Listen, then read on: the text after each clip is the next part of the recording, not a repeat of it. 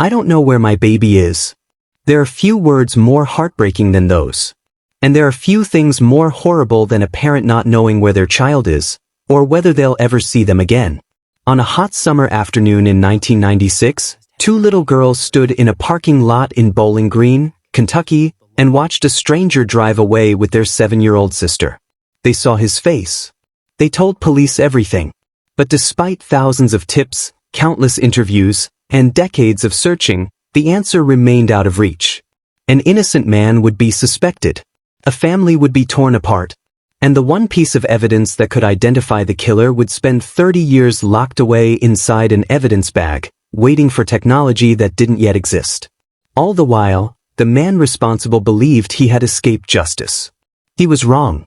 Because the truth had been waiting for 3 decades. And when investigators finally uncovered it, the man who stole 7-year-old Morgan Jade Violi from her family would learn that time doesn't always bury the truth. 30 years later, justice finally came for him. She was 7 years old. Born November 3, 1988, in Bowling Green, Kentucky, a city of about 50,000 people settled into the farmland of south-central Kentucky, 110 miles south of Louisville and 65 miles north of Nashville. Small enough that most people knew most people.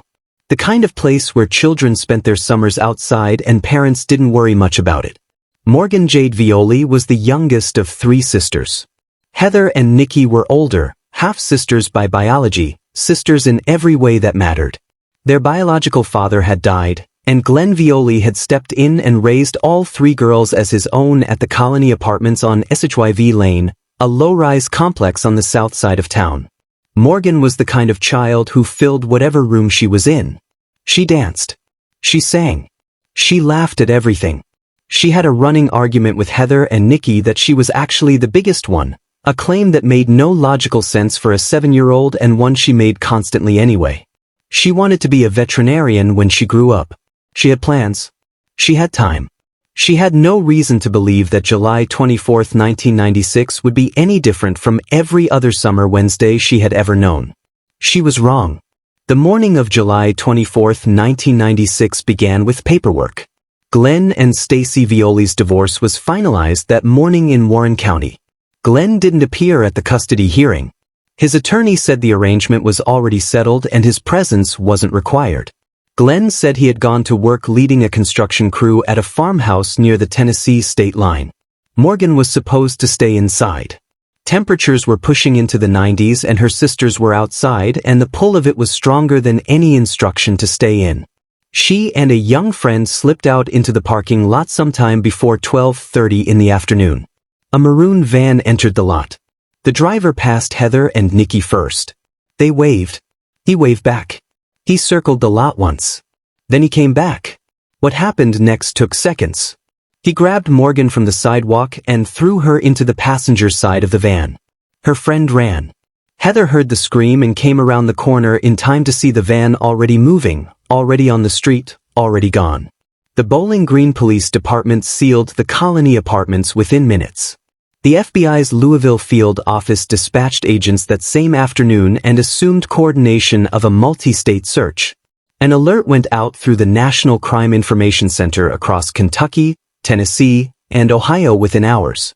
A forensic artist at Kentucky State Police Headquarters in Frankfort worked from Heather and Nikki's descriptions and produced a composite sketch: a white male in his 20s, thin, tanned, shoulder-length brown hair, blue jeans, white t-shirt, a sharp and distinct nose, distributed across 3 states before the day was out. 2 days later, law enforcement found the van. A maroon 1978 Chevrolet, abandoned at a Union 76 truck stop in Franklin, Tennessee, approximately 80 minutes south of Bowling Green. Stolen from a residential street in Dayton, Ohio the day before the abduction. Inside, FBI agents recovered a fiber from Morgan's hair matching the seat cushion material, confirmation she had been in that vehicle. They also found a single strand of human hair that did not belong to Morgan. One strand. Naturally shed. No root attached. In 1996, DNA technology required an intact hair root containing nuclear DNA. This strand had none. It was cataloged, sealed, and sent to the Kentucky State Police Forensic Laboratory in Frankfort. They kept it because it was the only physical link to whoever had been driving that van. They kept it because someday the science might catch up. Nobody knew how long someday would take. On October 20th, 1996, 3 months after Morgan was taken, a woman walking her property in White House, Tennessee, made a devastating discovery in the woods near a barn off the highway. Morgan had been found. The Robertson County Medical Examiner confirmed the identification. Cause of death: suffocation. She had never made it far from home. Her funeral was held at Eastwood Baptist Church in Bowling Green. 500 people came. Pink flowers on a small purple coffin, her favorite colors. Her classmates at Warren Elementary School were told they would never see Morgan again. Morgan's mother Stacy said it was 3 or 4 years before she and her daughters could have pictures of Morgan on display in their own home. The grief was that sharp. The absence was that present. The investigation still didn't have a name. In cases involving missing or murdered children, investigators look at family first. Glenn Violi's divorce had been finalized the morning Morgan was taken. He hadn't appeared at the hearing. The timing looked devastating. The FBI administered 5 separate polygraph examinations. Glenn failed all 5. Polygraph results are not admissible in court and are not considered reliable indicators of guilt or innocence. But the results leaked and landed in a community that had already made up its mind. Neighbors stopped speaking to him. Work dried up. His own grandfather called demanding to know where his granddaughter was. His daughters grew up carrying the question of whether the man who raised them had killed their little sister. Glenn left Bowling Green and moved to Florida because his hometown had closed every door to him. There were moments he would later admit when he wasn't sure he could keep going. But he made a decision to survive, because giving up would not bring Morgan back and would not prove the truth. In 1998, the FBI publicly cleared Glenn Violi. He was not a suspect. His reaction was not relief. It was disbelief. The damage was already done and it would stay done for a very long time. The Bowling Green Police Department, the FBI's Louisville Field Office, the Kentucky State Police, and the Robertson County Sheriff's Office maintained a joint task force and kept the case open. More than 1,400 tips came in during the first 3 months alone. Every name checked. Every lead followed. The FBI lab at Quantico tested the hair strand again in 2003. Same result. Not enough material. It went back into storage. An FBI supervisory agent would later say that not a single week passed in 30 years without someone calling in information about Morgan's case. Not 1 week. In 30 years. None of it identified the man in the van. While investigators ran out of answers in Kentucky, the man who took Morgan Jade Violi had been known to law enforcement for nearly a decade before he ever reached Bowling Green. His name was Robert Scott Froberg. In December 1988, Froberg committed an armed robbery at a convenience store on the south side of Montgomery, Alabama. Convicted of first-degree robbery in Montgomery County Circuit Court and sentenced to a lengthy term in the Alabama prison system. While incarcerated, a routine cell search uncovered material raising serious concerns about his intentions toward children. Documented in his file. No additional charges filed. Prison staff also found detailed notes on how to hotwire vehicles. Documented. Nothing done. On April 3, 1996, Froberg escaped from an Alabama prison work detail and drove north, more than 800 miles up the eastern seaboard, robbing an elderly woman and stealing her car along the way. He reached Mount Carmel, Pennsylvania, a small town in Northumberland County. On May 20, 1996, a 7-year-old boy discovered Froberg sitting inside a children's treehouse in a residential neighborhood. Something felt profoundly wrong. The boy told his mother. She called police. Officers caught Froberg when he ran and jailed him at Northumberland County Jail to await extradition back to Montgomery. He had been found sitting in a children's treehouse 8 weeks before Morgan was taken. The system had him. The door was locked. It wasn't enough. On July 16, 1996, 8 days before Morgan's abduction, Froberg escaped from Northumberland County Jail. He climbed a rain spout to the roof, located a cable, lowered himself into an alley behind the courthouse, and stole a prison employee's bicycle. The U.S. Marshals Service issued a fugitive warrant and entered his information into the National Crime Information Center as an escaped prisoner, the same federal database that 8 days later would carry the alert for a 7-year-old girl abducted from a parking lot in Bowling Green. 2 entries. Same system. No connection made. Froberg traveled to Dayton, Ohio, where his parents lived. Less than a mile from their house, he stole a maroon 1978 Chevrolet van. He drove south on Interstate 65 through Kentucky. On July 24, he pulled off the interstate in Bowling Green.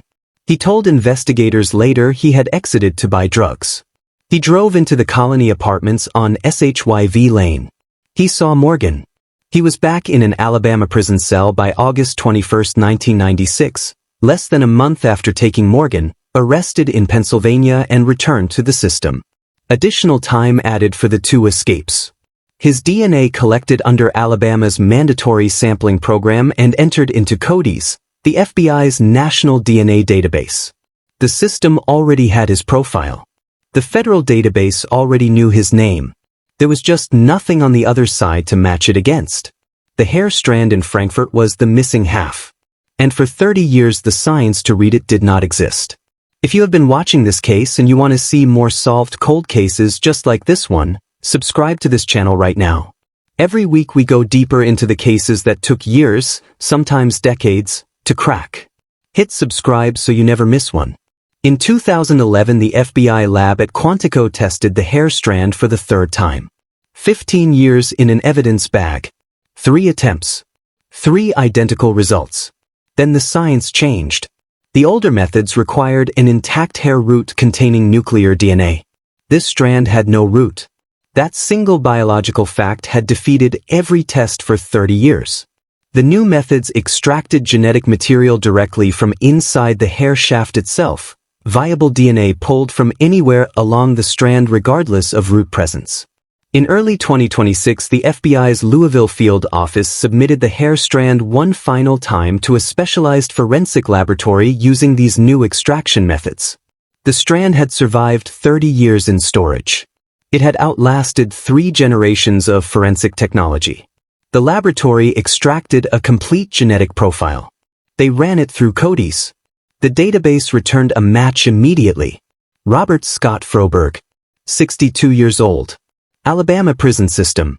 The hair recovered from the abandoned van in Franklin, Tennessee in the summer of 1996 was his. 30 years. 1 strand of hair. 1 match. The case had a name. A Bowling Green detective and an FBI special agent traveled to Montgomery, Alabama. With the assistance of the Alabama Department of Corrections, Froberg was transported from his prison to the FBI field office on February 24, 2026. He waived his Miranda rights. He waived his right to an attorney. He confessed immediately and in complete detail. He described stealing the van in Dayton, driving south on Interstate 65. Pulling off in Bowling Green, the Colony Apartments parking lot, grabbing Morgan, the drive into Tennessee, what happened near the barn in White House, the deliberate steps he took to destroy evidence before abandoning the van in Franklin. He provided details matching physical evidence that had never been released to the public. Details only the person who had been there could know. 30 years after 2 little girls watched a van drive away with their sister, the man behind the wheel sat in a room in Montgomery, Alabama and confirmed every detail of what he had done. On February 27, 2026, U.S. Attorney Kyle Baumgardner, who grew up in Bowling Green, stood at a podium inside the Bowling Green Police Department and announced that Robert Scott Froberg had been charged with kidnapping resulting in death. A federal charge because the crime crossed state lines from Kentucky into Tennessee. Under federal law, the charge carries either life in prison without parole or the death penalty. Bowling Green Police Chief Michael Delaney stood alongside him and said the department had shared in the grief of the Violi family for nearly 30 years. Generations of investigators who had worked the case across 3 decades were in that room. Glenn Violi was in that room. So were Heather and Nikki. The first time the family had been together in years. At the press conference, his daughters apologized to him face to face for the doubt they had carried across 30 years. Glenn told reporters it took a great deal for them to do that, and he was proud of both of them. Then he addressed Bowling Green directly. If you're willing to say you're sorry, I'm willing to forgive you. Robert Scott Froberg had no connection to Morgan or her family. No ties to Kentucky. No history in Bowling Green. He came through once on a stolen van, pulled off the interstate, and took a child from a parking lot. He was back in a prison cell within a month. He was still there. Morgan Jade Violi was 7 years old. She loved to dance. She loved to sing. She loved telling her older sisters she was bigger than them even though she was the youngest. She wanted to be a veterinarian when she grew up. The last thing her sisters saw was a van pulling away. 30 years later, in a room full of the people who never stopped looking, justice arrived for Morgan Jade Violi. Not as quickly as it should have. Not without cost. Not without taking pieces of the people who loved her that they will never get back. But it arrived. And when it did, U.S. Attorney Kyle Baumgardner made sure the room understood something important before they left. Morgan was more than the worst thing that happened to her. She always was. If this case stayed with you, the playlist is waiting. Every solved cold case on this channel is a story that refused to stay buried. Go find the next one.